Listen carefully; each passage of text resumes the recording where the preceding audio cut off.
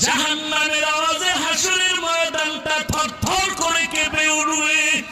আমার মাওলাও রাগ হয়ে আওয়াজ দিবেন, লিমানিল মুলকুল ইয়াউম। ওই সময় এমন অবস্থা হবে, নবীদের গুনাহ নাই, তারাও কান্না করবেন। মুসা নবী কাঁদবেন, ঈসা নবী কান্না করবেন, ইব্রাহিম নবী কান্না করবেন। ওই সময় আল্লাহ আমার উপায় কি হবে?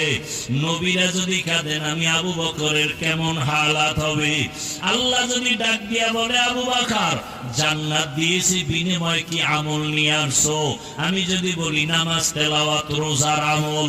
আল্লাহ যদি বলে এগুলো আমার মনের মতো হয় নাই, আমি যেইভাবে তেলাওয়াত চাইছি ওভাবে দিতে পারো নাই, আমি যেইভাবে নামাজ চাইছি, সেজদা চাইছি ওভাবে দিতে পারো নাই, আমি যেইভাবে তেলাওয়াত শুনলে মজা পাইতাম